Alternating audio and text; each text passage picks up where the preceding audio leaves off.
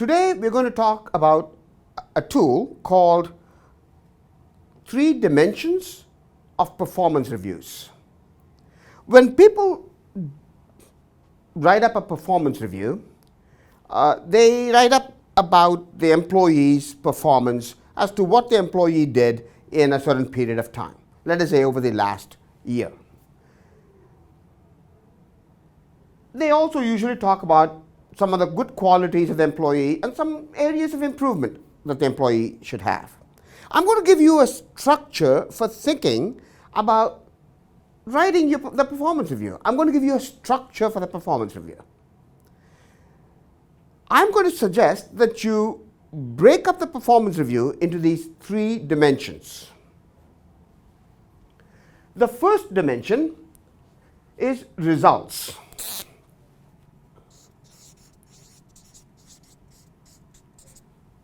Results are like the income statement of this employee's contribution. In other words, income statements, you might recall, tells the story of what a company did in a period of time. An income statement for fiscal 2016 tells the story of what the company did in the year 2016. All the money that came in, all the money that went out, what was left behind. That's what results are for an employee, the income statement for that period of time. Everything they did, those results should be broken up into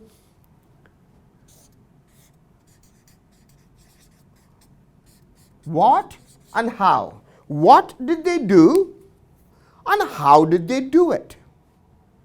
And some of the what would be really good and some of the what might not be as good. Some of the how might be really good and some of the how might not be that good. They might have ran over 3 bodies to get the result they wanted. Did they get the result? They did. Did they harm the organization? They might have. That's the difference between the what and the how. The results represent the income statement. In contrast, you should also include in your performance review another dimension called skills. Skills is like the balance sheet. Skills is like the balance sheet, but only the tangible elements of your balance sheet, tangible items of your balance sheet. Skills are like things the employee does well that can be evidenced very easily. You are a good writer, evidenced by this piece of writing and this other piece of writing. These are examples of your writing. Very good. You are very analytical, evidenced by this beautiful spreadsheet you created for analysis of this particular issue.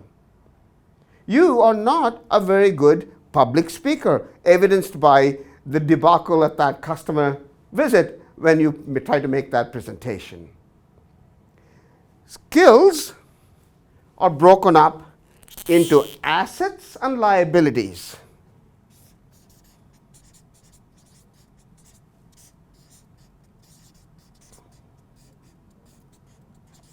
Things you're good at and things that need improvement.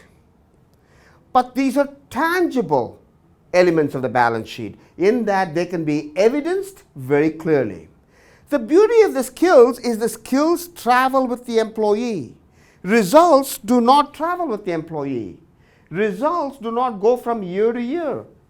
The next year, they have to create new results. But skills will typically travel with them both in space and in time. In other words, if from this year to the next year, they're likely to have those same skills. Hopefully, some of the liabilities will go away, but their balance sheet would look very similar. What you need to ask is your balance sheet growing? Have you increased some assets? Have you decreased liabilities?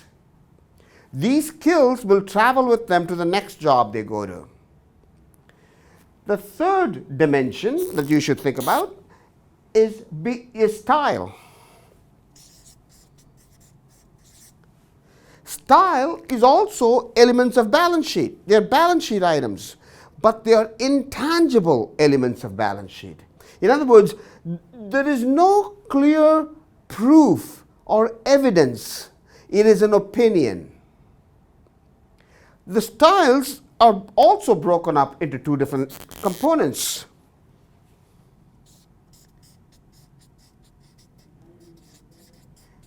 Attributes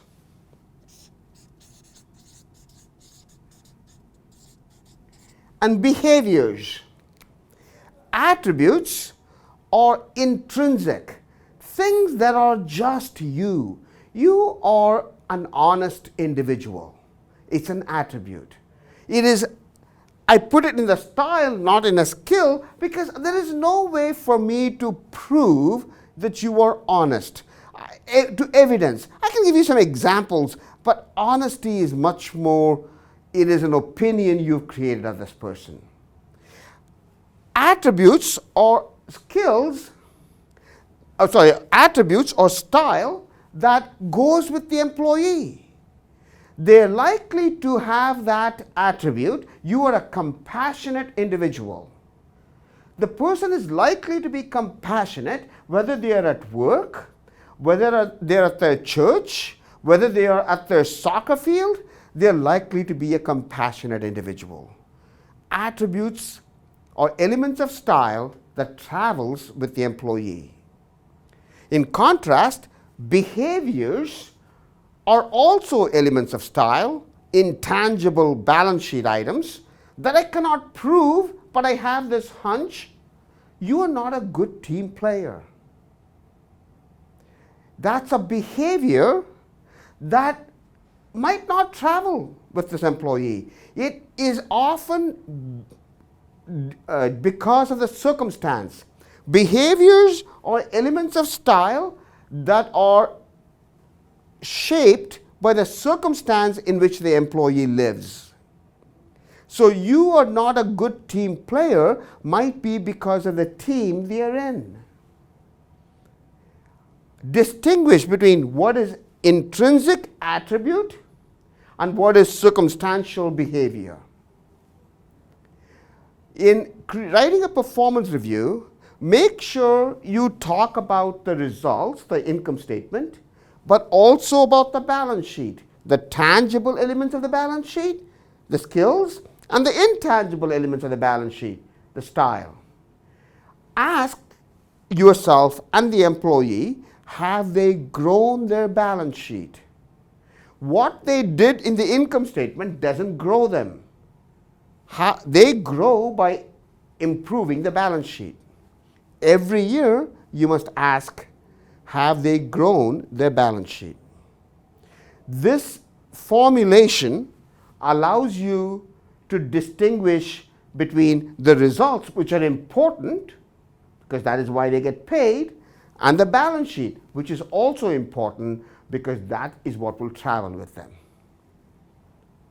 When you write your next performance review, think about 3 dimensions of a performance review.